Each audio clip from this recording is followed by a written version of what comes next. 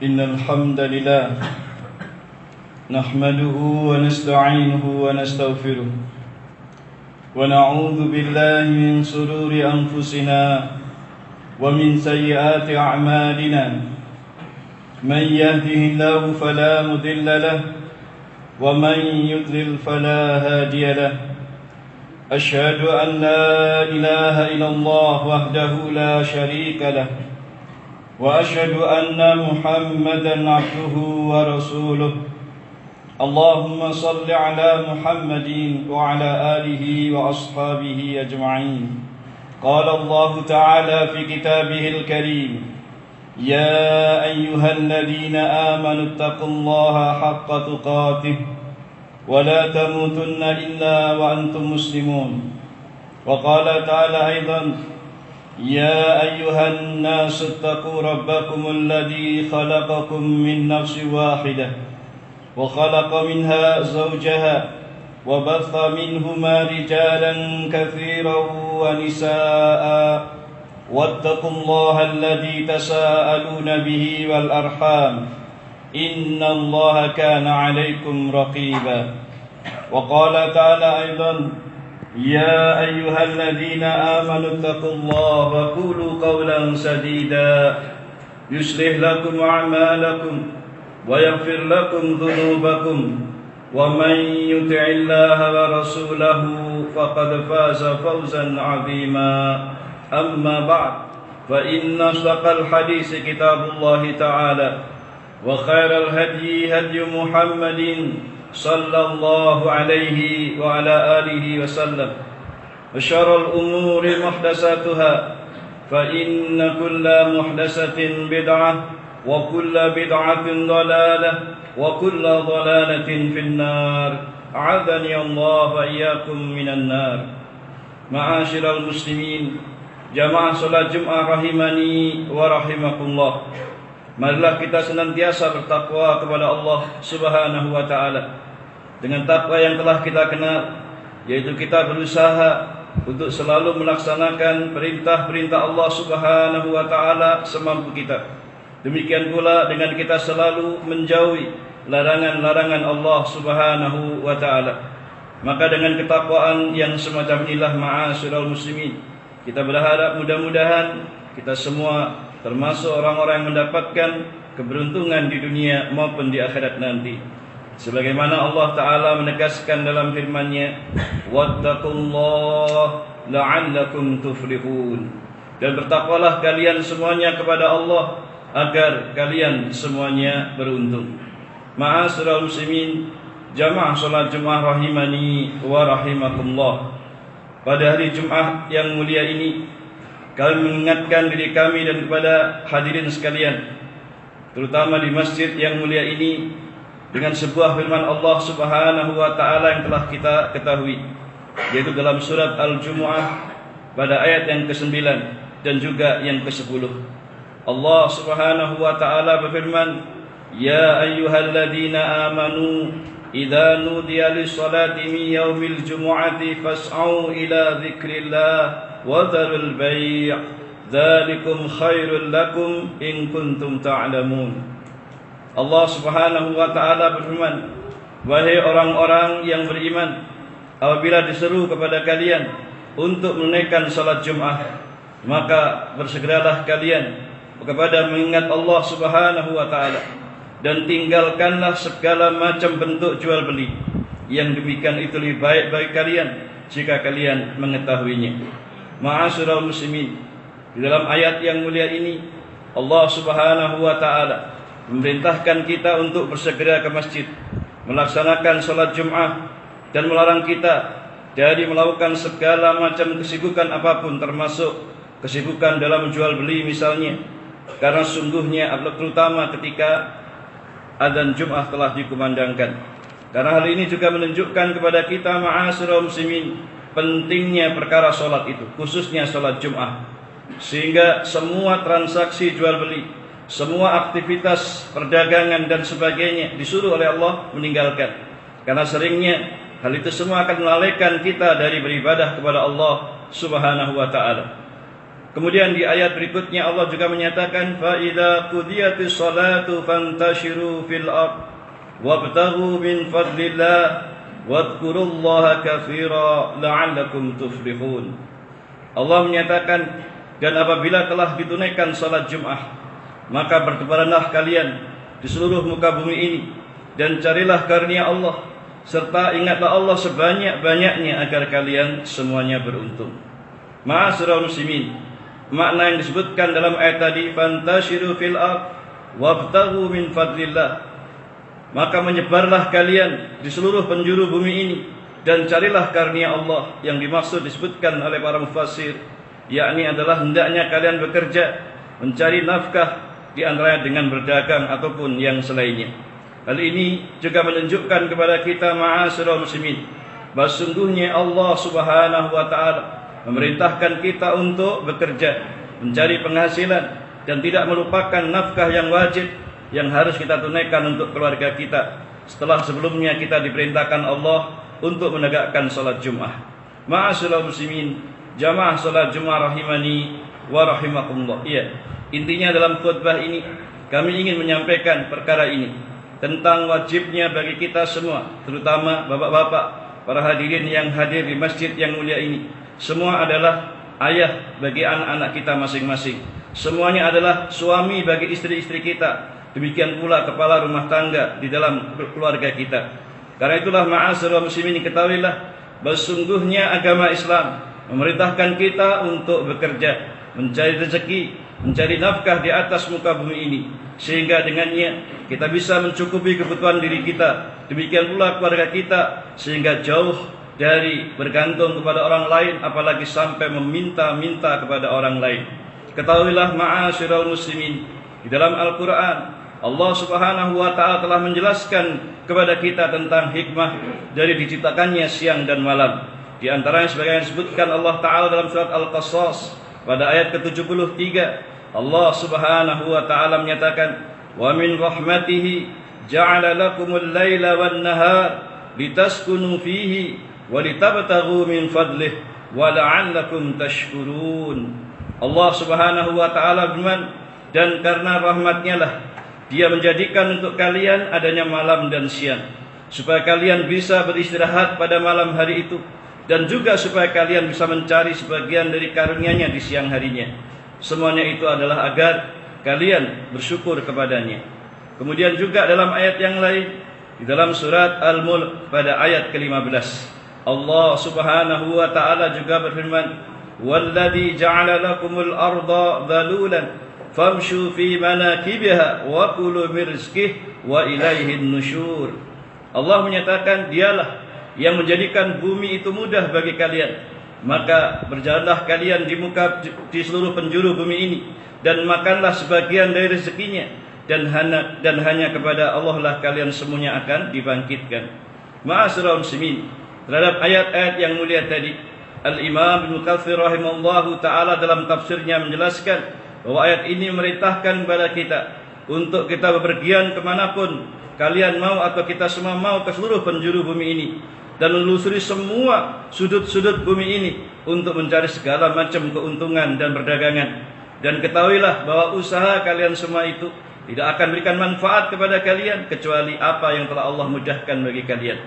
Artinya dan intinya ma'asyiral muslimin, Allah Subhanahu wa ta'ala memerintahkan kita semua, terutama kita para suami, para pemimpin keluarga, para ayah bagi anak-anak kita, untuk bekerja mencari nafkah selain kewajiban ibadah kepada Allah Subhanahu wa ta'ala.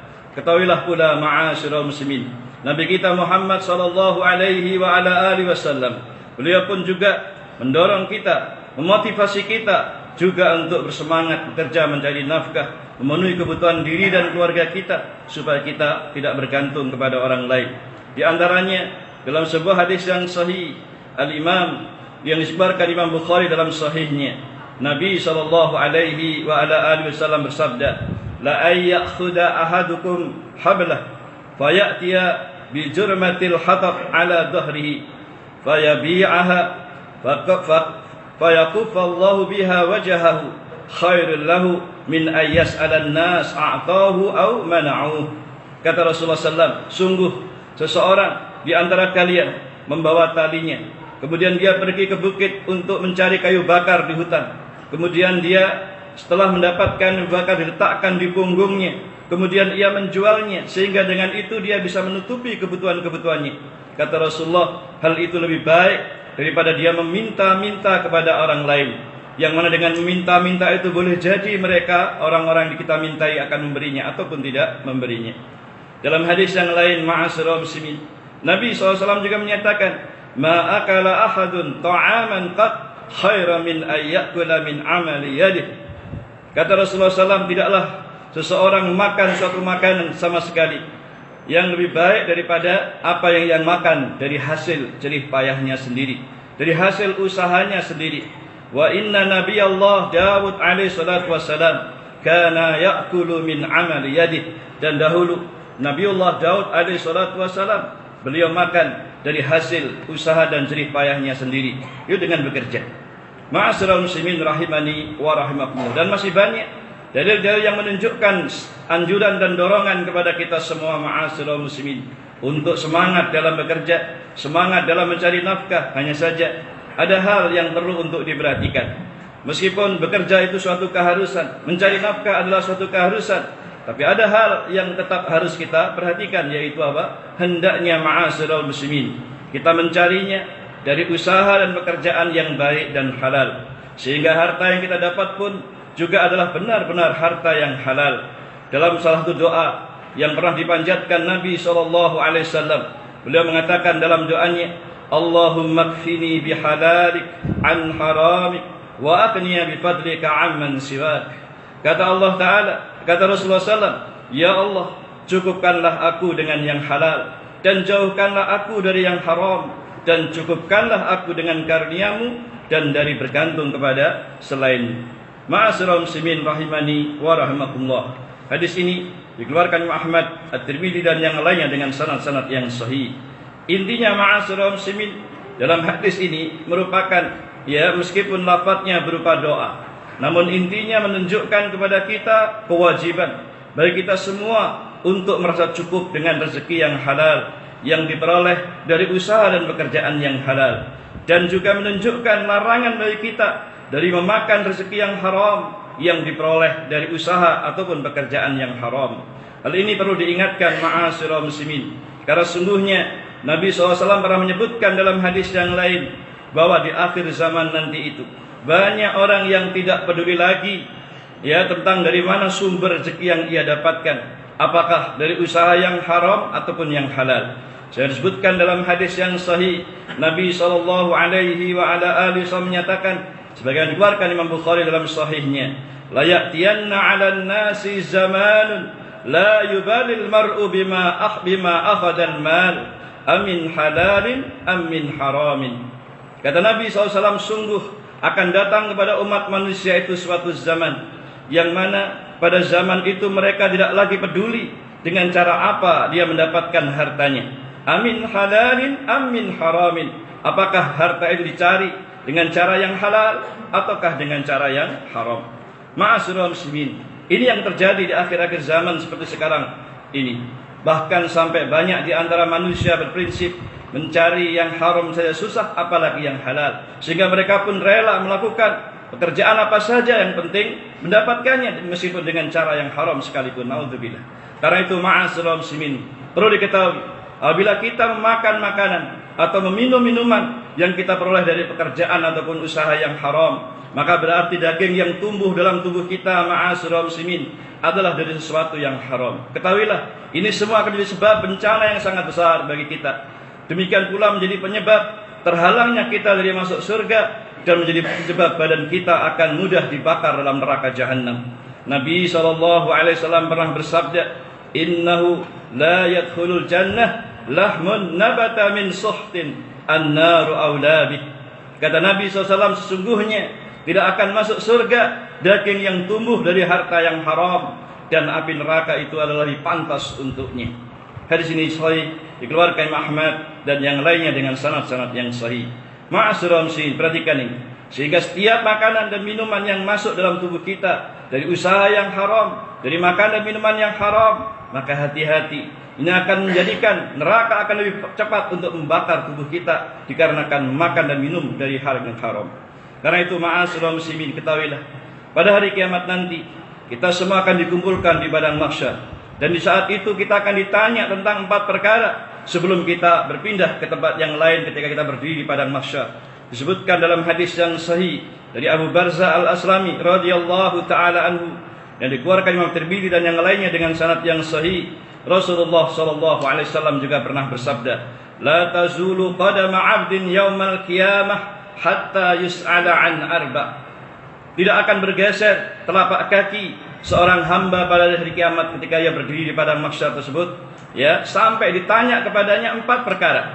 An umrihi fima afnah. Yang pertama tentang umurnya untuk apa dihabiskan. Wa an jasadihi fima ablah. Kemudian tentang tubuhnya, yaitu untuk apa dihancurkan. Maksudnya capek dan lelahnya untuk apa dia lakukan. Demikian pula wa an malihi, tentang hartanya. Min aina iktasabahu wa fima anfaqah.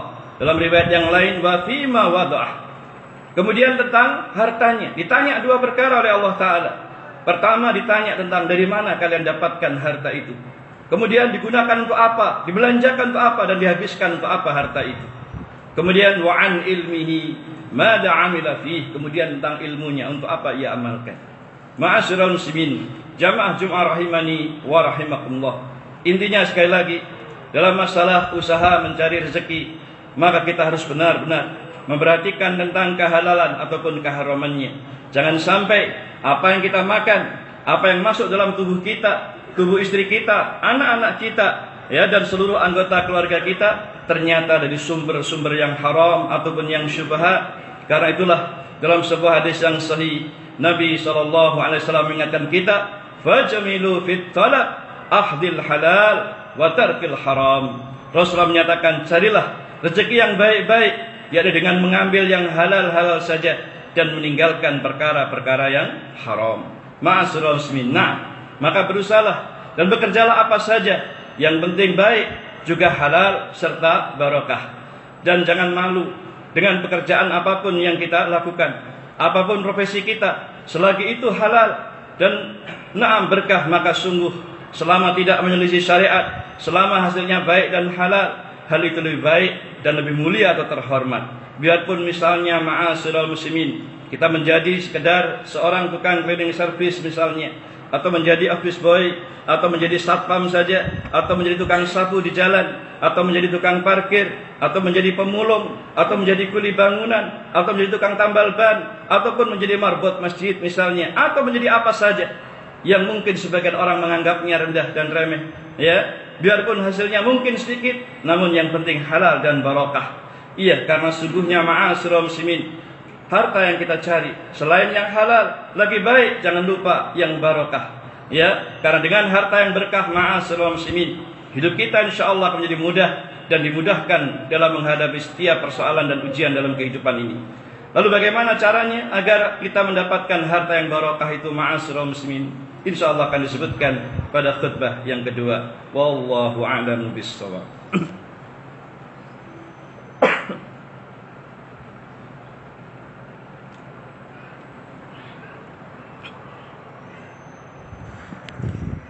Alhamdulillah, wassalatu wassalamu ala rasulillah wa ala alihi wa sahbihi wa mawalah wa ba'd.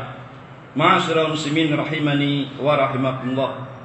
Ketahuilah, selain kita dituntut untuk bekerja dari perkara-perkara yang baik dan halal, namun juga jangan lupa kita mencari keberkahannya.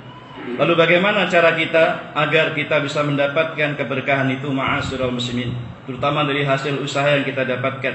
Ketahuilah ma'asyiral muslimin, salah satu cara untuk mendapatkan keberkahan itu adalah dengan kita selalu bertakwa kepada Allah Subhanahu wa taala. Takwa yang dimaksud di sini adalah rasa takut kita kepada Allah, terutama terhadap harta-harta yang haram, dan juga cara mendapatkannya dengan cara yang haram. Karena sungguhnya apabila kita benar-benar bertakwa kepada Allah dengan cara seperti ini ketika mendapatkan harta, khususnya dalam mendapatkan rezeki atau harta tersebut, maka sungguh Allah akan menurunkan keberkahan kepada kita. Karena sungguhnya kita akan selalu berhati-hati dalam mencari rezeki, tidak asal tidak yang penting banyak dan seterusnya. Nah, maka dengan ketakwaan yang semacam ini, insya Allah setiap apa yang kita peroleh akan mendapatkan keberkahan dari Allah Ta'ala. Kita berhati-hati, yaitu dari mendapatkan harta yang halal tersebut, ya jangan sampai yang haram, apalagi usaha yang haram.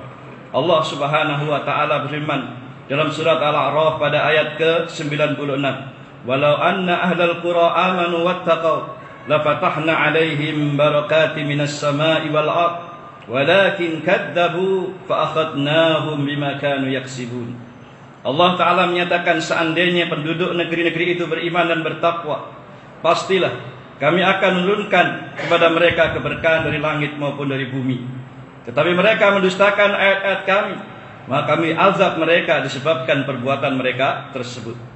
Demikian pula dalam ayat yang lain, di dalam surat At-Talaq pada ayat kedua dan ketiga, Allah Subhanahu wa Ta'ala berfirman, wa may yattaqillaha yaj'al lahu makhraja wa yarzuqhu min haitsu la yahtasib wa may yatawakkal 'ala Allah fa huwa hasbuh innallaha balighu amrihi qad ja'alallahu likulli syai'in qadra. Allah Ta'ala menyatakan, barang siapa bertakwa kepada Allah, niscaya dia akan mengadakan baginya jalan keluar dari berbagai problema yang dihadapinya. Kemudian ia juga akan berikan rezeki dari arah yang tidak disangka-sangkanya. Dan barang siapa bertawakal kepada Allah, sungguh Allah akan mencukupkan keperluannya. Sesungguhnya Allah Maha melaksanakan urusan yang dikehendakinya. Sesungguhnya Allah telah menentukan atau mengadakan ketentuan bagi segala sesuatu. Ma'asyiral muslimin rahimani wa rahmatullah. Demikian, dengan sebab takwa, maka yang kita lakukan terutama ketika kita mendapatkan rezeki, kita berhati-hati dari harta yang haram dengan cara yang halal, ya bukan dengan cara yang haram. Maka kalau kita berhati-hati seperti ini, maka sungguh kita tidak akan sembarangan dalam mencari harta. Maka dengan sebab itu insya Allah akan mendapatkan keberkahan.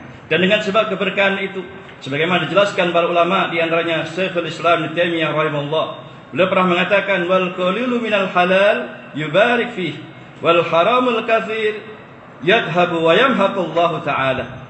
Kata beliau, harta yang halal yang jumlahnya sedikit itu akan lebih diberkahi di dalamnya oleh Allah Ta'ala daripada harta haram yang jumlahnya banyak. Karena harta yang haram ini akan cepat hilangnya dan Allah pun akan menghancurkannya. Ma'asyiral muslimin, jamaah salat Jumat rahimani wa rahimakumullah. Jadi intinya apa yang ingin sampaikan tadi dalam khutbah ini, ma'asyiral muslimin, ringkasnya adalah kami berikan nasihat ini untuk diri kami dan hadirin sekalian di masjid yang mulia ini, di forum yang mulia ini, agar kita semua bisa menjadi para suami, para pemimpin keluarga dan ayah bagi anak-anak kita yang benar-benar bertakwa kepada Allah Subhanahu wa Ta'ala. Khususnya adalah bertakwa kepada Allah dalam mencari rezeki, hendaknya yang baik, yang halal, dan juga yang penuh keberkahan. Ingatlah ma'asyiral muslimin, bahwa pasti kita akan ditanya oleh Allah, dimintai pertanggungjawaban oleh Allah Subhanahu wa Ta'ala tentang pemimpinan kita dan tanggung jawab kita terhadap keluarga kita. Termasuk dalam hal ini adalah masalah harta dan nafkah yang kita berikan untuk keluarga kita tersebut. Maka hendaknya kita selalu berhati-hati supaya tidaklah memilih untuk kita dan mereka, keluarga kita semua itu, kecuali yang benar-benar halal, benar-benar baik, benar-benar ridhai Allah Subhanahu wa Ta'ala, dan kita harapkan keberkahan di dalamnya. Maka ma'asyiral muslimin, dengan penjelasan yang ringkas ini, semoga Allah Subhanahu wa Ta'ala senantiasa memberikan hidayah dan taufik kepada kita semua, agar kita bisa menunaikan tanggung jawab bekerja dan mengurus keluarga kita dengan sebaik-baiknya, terutama dengan berhati-hati di dalam mencari nafkah. Demikian yang bisa disampaikan, mudah-mudahan sedikit bermanfaat, kurang lebihnya mohon maaf. Mari kita akhiri majelis ini dengan berdoa kepada Allah. Mudah-mudahan Allah senantiasa memberikan keistiqomahan pada kita untuk selalu bertakwa kepada Allah kapan saja, di mana saja kita berada, insyaallah taala. A'udzu billahi minasyaitonir rajim. Bismillahirrahmanirrahim. Alhamdulillahirabbil alamin. Allahumma shalli ala Muhammadin wa ala alihi wa ashabihi ajma'in. Allahumma ighfir lana dhunubana wa israfana fi amrina wa thabbit aqdamana wansurna 'alal qaumil kafirin. Rabbana dhalamna anfusana wa illam taghfir lana wa tarhamna lanakunanna minal khasirin.